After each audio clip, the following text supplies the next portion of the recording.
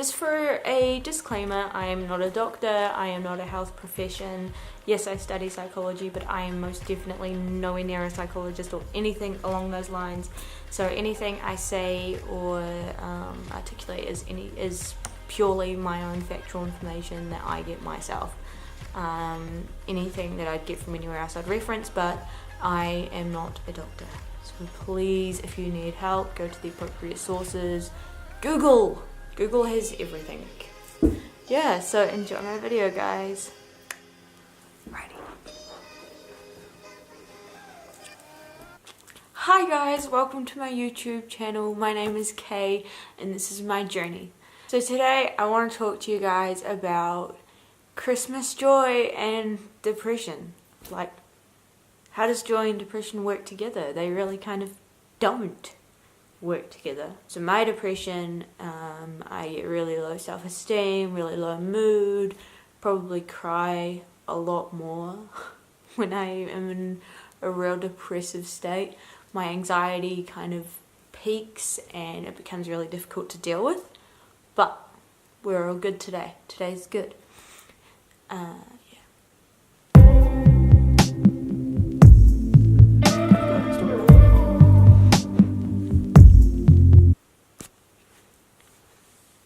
So I thought I would give my top 5 tips on being joyful on Christmas, and then 5 ways depression impacts on your Christmas. So all up 10. Number 1.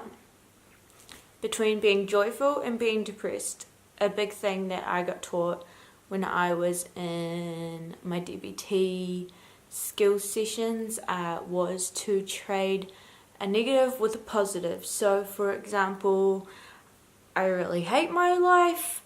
Well, look at the people around me. So it's about weighing those two things up. For instance, my older sister has surprised me and she came home from the UK. I haven't seen her in 3 years, so it's really amazing, really friggin' awesome. So I've added more into that net positive basket and taken a little bit out of that negative and just kind of, swapped it over so this one's a little bit, heavier and better.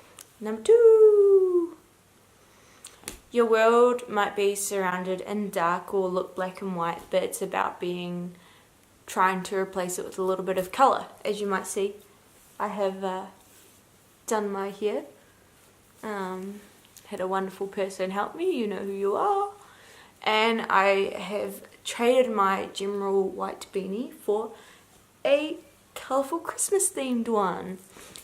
My hair is pink and orange, although at a distance you probably can't quite tell, but yeah.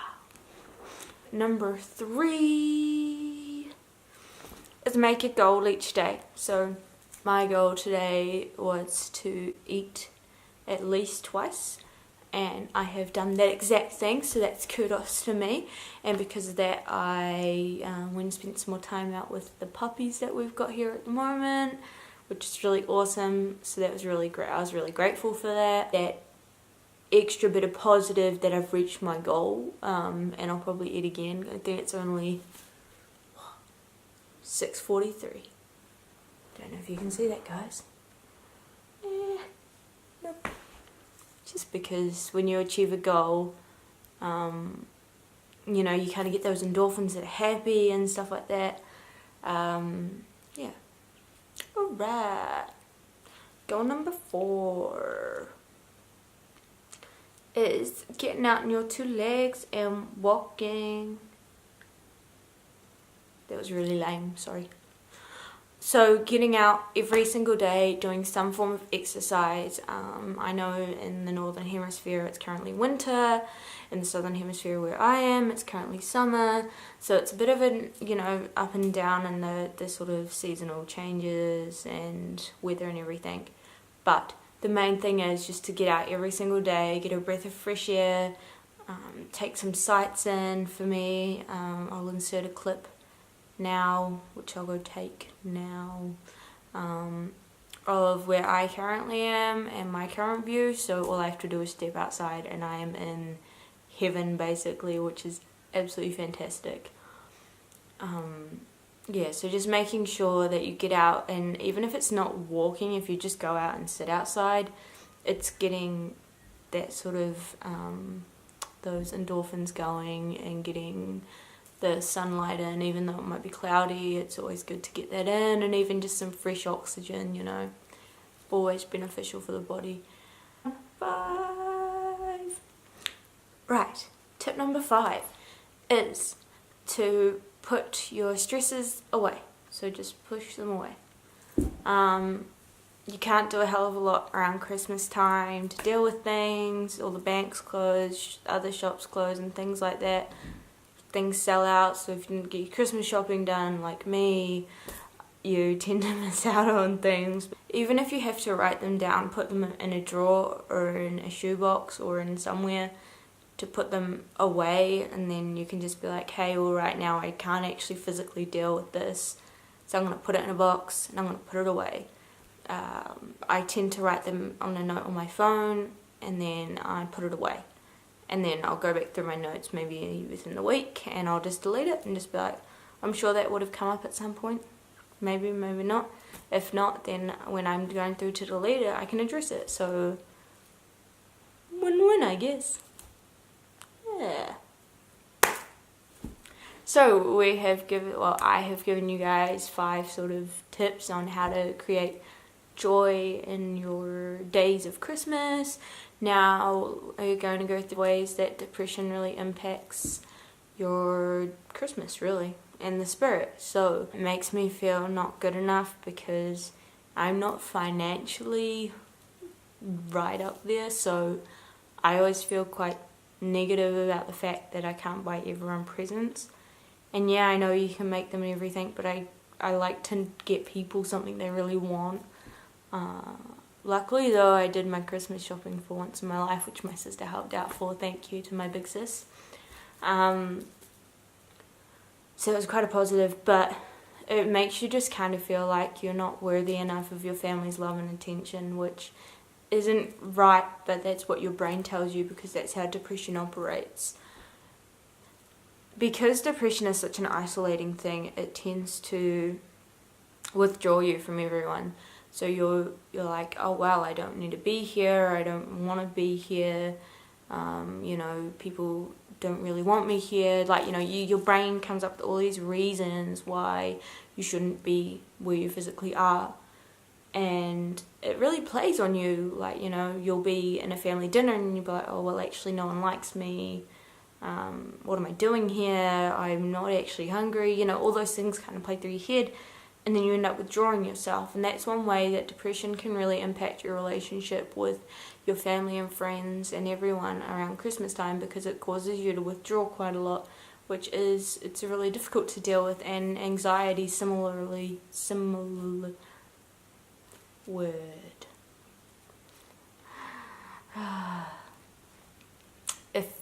Affects you as much as depression does. Because my personal depression causes me to snap at people sometimes. Not that I mean it, it just kind of happens, and I'm not blaming it on my disorder either, because it is definitely not it. But yeah, so like when I want to go somewhere, I want to go somewhere. That's just it. When I've agreed to go somewhere, I want to go, and that is that. And my family kind of know that about me, but being a stressful time of year, my anxiety heightens a bit more and my depression heightens. So I have a likelihood of snapping at people way more. And this isn't for everyone who experiences depression or anxiety. Not saying that you're all going to experience that, but personally I snap, I cry a lot easier, and it's just, I become like an emotional roller coaster within 2 minutes of being absolutely happy to being absolutely like depressed on the floor. Like, why does this happen? Don't know. Is what it is. Christmas signifies that you've made it pretty much almost through another year, which to comprehend in my head is a bit difficult, because throughout the past few years I've had multiple attempts at taking my own life, and that way when I get to Christmas I'm like, oh my gosh, I've made it this far, and it kind of freaks you out a little bit, and then you kind of freak out like, I'm not sure how to quite explain it in a sensible way, but I sometimes struggle to differentiate reality and non-reality, which can make it quite difficult sometimes to process things. So sometimes, it's a bit of a shamble in my head, and that really affects me because I have to take like a million reality checks in a day because I have to make sure that I'm grounded enough to realize what's happening, which can be a little bit difficult sometimes, and to make sure that you are focusing on grounding yourself as well is a big thing. Otherwise your mind just goes away with the stars and the night sky kind of thing. Yeah, being around a lot of people can create extra emotions of distress because you have to remember the conversations you've had, you actually have to socialise with people, and so it just makes it a bit more difficult because you feel like the odd bot out, even though you're probably exactly like everyone else there, but you feel as if you're different, and that's complex. It's hard to kind of deal with.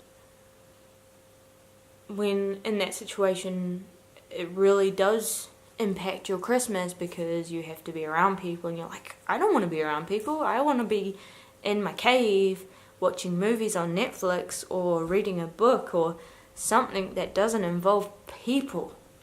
I don't know about you guys, but my depression and my anxiety hates people. I like people, but that part of me hates people. So thank you guys for watching my video. I really appreciate it. Don't forget to subscribe and like my Facebook page. Also, just to have an absolutely joyful Christmas. I'll try and get a new video up soon. I know it's been a while since my last one, but a lot of stuff has happened.